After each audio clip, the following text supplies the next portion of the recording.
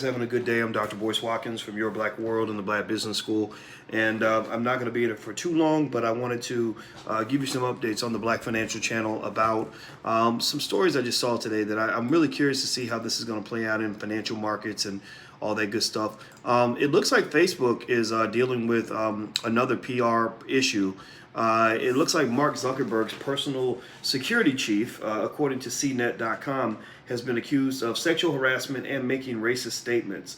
Now, the particular racist statement that they are pointing to is the one he made about Priscilla Chan, who is Zuckerberg's wife. But actually, he did make a statement about African Americans, allegedly, that also got some attention. Of course, they're going to put racism against other groups ahead of black people, because who cares about black people? But what they're saying here is that one of the accusers is a former employee of Zuckerberg's household staff, while the other is a former executive assistant to the secretary, or excuse me, to the security chief, Liam Booth. Let me see. Lawyers representing the pair have sent letters regarding the allegations to the law firm representing the companies that provide security and support for the Zuckerberg family. Hey, how you doing, Art? Good to see you, and good to see everybody else in here. I see King of Enigma, Vic FM, Brian Johnson. How are you? Shout out your city. Shout out your city, so I know what city you're coming from. I hope you guys saw Dr. Claude Anderson today. If you didn't, you should come back. He did a great job and gave a really great conversation. Hey, Adrian, how are you? Good to see you. So I'm reading here, and basically, and I'm presuming Liam Booth is the guy that's being accused. They said Mark Zuckerberg's personal security chief. And so here we go. Yeah, they don't actually say that it's Liam Booth, but I think it's him. It's weird how they wrote this article. But the letter accuses Booth, here we go, a former Secret Service agent with pervasive discriminatory conduct, horrific levels of sexual assault, harassment and battery. Interesting. And fostering an environment in which staff were repeatedly subjected to racist, homophobic, and transphobic diatribes. Business Insider reported. The report didn't identify the accusers because they're alleged victims of sexual harassment. One of the letters sent by the law firm, the Bloom Firm, alleges Booth made racist remarks about Chan's driving ability in front of the household staffers, saying that she's a woman and an Asian, and the Asians have no peripheral vision, while using his fingers to pull the skin near to the side of his eyes, I guess, like that. I don't know if he was doing this. I guess like that. I have no idea. Booth also made racist comments to the security staffer, according to the letter, saying that he didn't trust black people and that white lives matter more than black lives. Booth couldn't immediately be reached for comment. A spokesman for the Zuckerberg family said an investigation is underway and that Booth is on administrative leave pending the outcome of the investigation. So it looks like Zuckerberg's kind of getting hit with some interesting problems, some interesting PR problems. Now, of course, it got my attention when they started talking about, black people. But then again, though, I honestly am one of those people that doesn't get, my feelings don't get hurt, when I'm thinking about what white people think about us. I assume that other people just don't like black people. Like Dr. Claude Anderson explained to you guys earlier, black people don't have any friends. So it's important for you to kind of understand you don't really have any true allies in America. So let's get that out of our head right now. However, the way people make comments, and when they do actually show their racism, even if it's a little bit, that's actually an opportunity for you to get to see inside of the thinking of these institutions, how the leaders of these institutions think, etc. Now, there's another article written on the Medium that's really interesting by Didi Delgado, and she wrote the title of the article is "Mark Zuckerberg Hates Black People." And what she talks about is black Facebook users having their accounts banned for speaking out on racism. So basically, if you're on Facebook and you talk about racism, there's a good chance you're going to get banned. And she says, as I'm writing this, I'm currently serving 2 simultaneous Facebook bans. I, like many black organizers, have taken to maintaining 2 accounts, a primary and a backup. It's infuriating and tedious, but I chalk it up to the black tax. Since black organizers are more likely to have their account flagged and removed for violating community standards, we had to find workarounds to sustain our online presence and engagement. I agree. I'll say this. Once you get to the point where they're really watching you, they do watch you. There are people that are more targeted than others. And I think I'm in that list because I tried that move. Somebody said, oh, just get a backup account. account. You'll be fine. I did a backup account. They banned it within a day. Like they immediately somehow figured out. And I didn't even friend a lot of people. I said, okay, let me just not even associate with the same people. Let me just keep my distance. And literally, that account was gone in a day. And I did it again later. Account gone in a day. So when you're being watched, it doesn't matter. They're still going to be on you. But fortunately, if you're anonymous, apparently there are people that can get away with that. But you know, the thing is that also if you look at Facebook and you look at their diversity record on hiring, I'm sure that if I Google it, right, if I Google lack of diversity in Facebook hiring, let's see what comes up. Facebook's diversity efforts are failing Black and Hispanic women. Facebook has a problem with Black people, former employee says. So they're being accused of racism on a regular basis. People tend to pay attention to sexism more because the feminists have a lot of power. They also pay attention to racism against other groups. Like, I really believe that if the man had not said anything about Mark Zuckerberg's Asian wife, it wouldn't have even made it to the press. They wouldn't have cared. Maybe the sexism allegations would have got him, but I don't think saying, you know, that white lives matter more than black lives, or I don't trust black people, I don't think that would have got him in trouble. That would be a problem. So ultimately, Facebook has had a race problem for a long time. It's just that it's not until it affects other people that white media tends to pick it up, because white media is racist.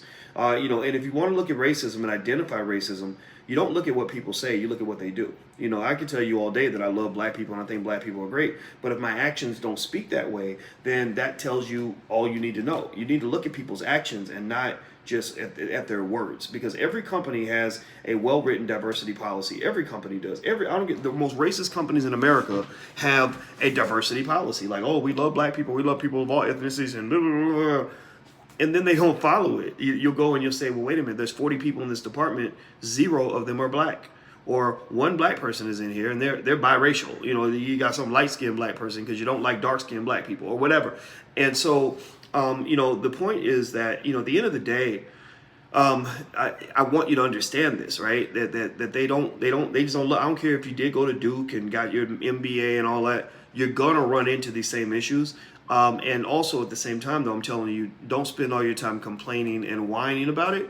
You got to do something about it. You know, so for black people, we must empire build. We must, in this generation, commit every resource we have, every person we have, every pick, every shovel, every able-bodied, able-minded black person should be committed to building. And that means supporting people who are building, or building yourself, or teaching your children how to build. Everybody can make a contribution to the future of building Black America, just like people made a contribution to building the future of China, and China is now a great country. Okay, so that's really, really important. Now, also, in case you want to know, we did create blagenough.com. I wrote it down on a piece of paper so you could spell it. This was our word. We invented this word. We trademarked and got a copyright and a trademark on this word. This is and where this word come from? Well, because it's kind of a spin off the term black enough. Are you black enough? So this is Blag Enough, right? So so here's Blag Enough. You know, you can go to blagenough.com. That's our Facebook for Black people. It's operational right now. We have I think 35 to 40,000 members. We're gonna shut it down soon. We're gonna shut it down very soon, to the point where you can't get in unless you're already a member invite you in. And the reason we're gonna shut it down like that and make it invitation only is because we don't want feds popping in there. You know, we don't want bots, we don't want trolls, we don't want people just sitting there to spy. We really need authentic black people who really want to engage with other black people and build. So feel free to go join now, but you should probably go and join now, because we will be shutting it down and not allowing people to just sign up, you know, just like that. We're going to actually make it invitation only, because I need quality, not quantity. I don't want a ton of people in there, because we don't have the staff. We don't necessarily have the staff to go in and police everything everybody's doing, and dealing with trolls and all that, you know. So so feel free to go check it out. Let me see here. When I found out about Fly Nubian Queen and they turned me on to Blag Enough, I quit Facebook. Okay, about 3 months ago. Wow. Okay, so you quit Facebook to go to Blag Enough full time. Now, one thing we haven't been asking people to do is quit Facebook. We're not asking you to walk away from Facebook. What we're doing is we're saying, just add us to your list of social media accounts. So the same way you have Twitter and Facebook, we're throwing in Blag Enough. Here's how you spell it right here. Somebody type it in, so Aaron and everybody else has it. We're kind of saying, look, just join however you want to join. And if you want to be a Facebook guy as well, that's fine too. But Facebook is really just becoming the worst place to do social media business for Black people. But then also we got to think about the security risk of our community by having all of us on, on platforms that are owned by people who are outside the community. It doesn't mean that you don't engage. It just means you have to have a plan B and a plan C and a plan D. So plan B stands for Plan Black. So our Plan Black, or is our plan Black enough? And so we got it set up. It's operational. It works perfectly fine. We've got the trademarks in place. We put probably over $100,000 into this. So I'm not asking you to invest in something that I haven't invested in myself. We put a ton of resources into this because we spent a whole year building something that was custom made, and it did not work. I mean, there's nothing more infuriating than when you're paying these engineers, $2,000-$3,000 a week, and you're doing that for damn near a whole year, and they still are sending you stuff that's broken and buggy and all this other stuff. So we said, okay, let's try another solution. So it actually so it actually works. It's fully functional. It works great, and we just want you guys to know about it. Now, some of you are asking about this shirt. We have really, if you're a smart aleck Black person like me, you like getting on people's nerves. We have a lot of cool shirts set up. You can actually go to blackwealthtees.com. That's blackwealth, TEES, blackwealthtees.com, and you can see all kinds of shirts like this. And this is built on everything I wear. Is stuff I believe in. So I believe that Black people shouldn't get into Democrat or Republican. I think we should just be Black, and that's it. Just be Black, and Blackness. If that means that you might be a Democrat this election, that's cool. If it means you're going to be a Republican next election, that's fine too. Just know that neither party is going to benefit or build the Black community. Let's see here. I really need to speak to you, says Chris. Send an email to manager@boycewatkins.com. That's manager@boycewatkins.com. Just know her time's limited, and she's not going to really be able to really give a lot of time to things that don't make sense. When you're running a small Black business and you're trying to conquer the world on a shoestring budget, your time is limited, and you don't have a lot of time to entertain a lot of conversations, honestly, of things that aren't, fully functional and moving forward, So and it's kind of tough because people think like, oh, you just dissing, you just trying to be mean, you don't want to sit and talk. Well, the thing is, when you're getting hit up by a lot of people, and you've got people that you have to feed, people that depend on you, you don't have time for bullshit. You just don't. I mean, I don't know if anybody else in here is a business owner or a boss or a CEO. Tell me if you know what I'm talking about. Like, you really are like the parent of like 40 kids, and you just don't have time. Like, I know the difference between something where people want to talk, just yap about all the dreams they have and how I'm going to help make their dreams come true with my money and our resources, right? Versus people who say, okay, we put $80,000 into this project. It's already moving. We're willing to invest. We're willing to make things happen. You put up $5,000, we'll put up $5,000, and we'll make it move forward. Like, it's like little things like that. So you get to the point where you have to be selective about what you do with your time. So, for example, one thing that I do, just a little time management tip for you guys, is I don't talk on the phone. I just don't. I don't. I ain't got time to sit and just chit chat and yip yap. I have a consulting fee if people want to talk. In the fees there, not because I want the money, but because I'd rather keep the time. So if you want the time, you got to pay for it, because that shows me that you're serious about what you're doing. Like, if you're paying $500 an hour to talk, then that means that you got a project that you're serious about, that you're invested in, that's really taking off, that's really moving, or something that you're dedicated to. If you say, hey, I want your time for free, then that's kind of tough. And so what I'm saying for you guys is, when you're building your business, you have to do that. You got to take yourself seriously. Don't let people make you think that because your business is small or new or whatever, that you're just available, or because you're staying home from work every day and you're working on your business, that means you got time to go to the dry cleaners and pick up the mail and go wash the dog, and like, you ain't got time for that. You're empire building. You're building something great for the future, so you must dedicate all your time to your dream. And your dream may not live. Your dream may not become what it's supposed to be. Your dream may turn out to be, something that doesn't amount to what you want. But one thing I do know is that if you don't put your heart and soul into it, the chances of survival of that baby are slim to none. So that's it. So don't let people kill your baby. That's for sure.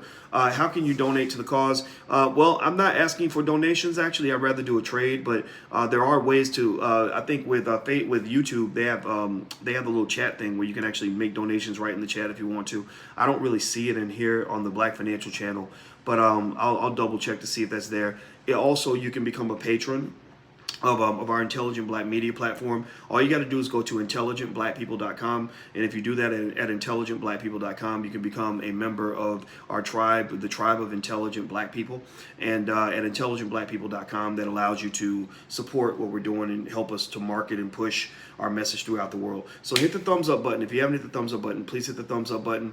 What do you think of Umar's dirty home? I've never seen Umar. If you're talking about Umar Johnson, I've never seen his house, and if his house is dirty, I don't care. I don't care. Two things I don't care about when it comes to other men. I don't care who you're having sex with, so I don't care if you're gay, straight, or whatever. It don't matter to me, and I don't care what your house looks like, right? or what or a lot about your personal life. Like that's your life, that's your thing. If there's something that affects me or that I want to comment on, like with Umar Johnson, for example, I gave money to his school, so I had a vested interest in saying something about the school, but. Outside of that, I don't care. I mean, whatever he's doing with his own life, that's his life. How do I contact you? My manager's email address is manager@boycewatkins.com. That's manager@boycewatkins.com. Okay, so long story short, the last thing I'll say about this Facebook thing is that I'd be curious to see if the walls come tumbling down on Zuckerberg and Facebook. I think that they're getting hit from a lot of directions from a lot of people. I think that this is going to catch up to them. The government is pissed at them. They want to regulate them because they feel they have monopoly power. Also, they're politically biased. The people that get banned tend to be the conservatives and not the liberals. So the conservatives are probably aiming to go after Facebook. Their customers are pissed because they feel that they're always changing the rules and banning people for no reason. Businesses are pissed because you used to be able to build a big Facebook page and use that page and build your business off of it. Now you can't do it anymore because Facebook blocks you from your audience. So Facebook, I talked to a white billionaire one time. He's not always close to being a billionaire. He's worth a few $100 million. And he's a nice guy. I like the guy. And first thing he said, he knows Mark Zuckerberg. He's known him for a while. And I said, what do you think about Facebook? He said, Facebook is evil. He said, they are evil. He said, I've known Mark for a long time, and Facebook is evil.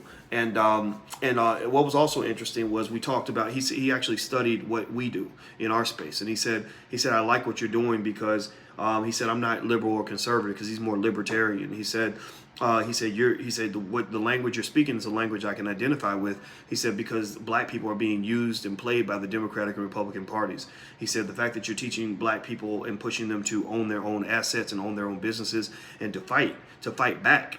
He said, that's huge. He said, but just understand when you fight, when you fire your gun and you go charge the hill with your rifle, they're going to shoot back at you, and you need to be ready for that. You need to be ready for the fight. So I need you to, when it comes to you achieving big goals and you setting big, dreams and objectives for yourself, always be prepared for the fact that sometimes life or other people are going to shoot back, but you're tough enough to endure that. Don't sit back and whine. Don't sit back and cry. Don't sit back and say, oh my God, they hurt my feelings, or I built Black Wall Street and they burned it down. You rebuild, you reload, you rearm, and you go back and you counterattack, and you keep going harder, and you keep going and going and going, and until you get what you came for. Point blank, period. No questions asked, no excuses, no receipts, no nothing. You go bury that shit and go get what's yours. That's all. That's the best lesson on life I can give you guys today, that will help carry you all the way to the finish line. Number one key to success in life, really, very basic. Just don't give up. Don't give up. If you start something and you just commit yourself to never giving up, then you will be successful. My father, I asked my dad, I said, what's the secret? Everybody's getting divorced. I said, what's the secret to staying married, 45 years? He said, ain't no secret. He said, I just didn't get a divorce. That's it. He said, I kept coming home every day. That's it. It's literally the consistency factor that matters. So you can't let your emotions and all that get rattled because things are a little bit hard. It's always going to get hard, but you got what it takes. You always have what it takes. And in case you actually want to join the Black Business School, and we actually have a class on that, on basically motivation and goal setting, overcoming obstacles, dealing with adversity, dealing with haters, all of that. I literally took everything I use in my own life and put it into a program, into a curriculum on how to achieve goals. If you want to go try it out, the first month is free. Feel free to go take a look. It's blackkeystogreatness.com. That's blackkeystogreatness.com. So I got to go. I'm about to go interview my sister, actually. We're going to talk about burnout and job burnout and how it's now been defined as a medical condition. And we're actually going to do that at we'll probably record it. I'll record it and load it. I'm not going to go live with that one. But anyway, do me a favor, hit the thumbs up button if you if you haven't done that. And last but not least, if you want to check out iTunes or SoundCloud, the podcast is on iTunes and SoundCloud. And don't forget, with summer coming, we have financial flashcards and financial workbooks for children. So if you're interested in taking a look, go to financialworkbooks.com. That's financialworkbooks.com or financialflashcards.com. Financialflashcards.com. I'm out of here, guys. Take care. Have a good day. And I will see you soon. Take care. Peace.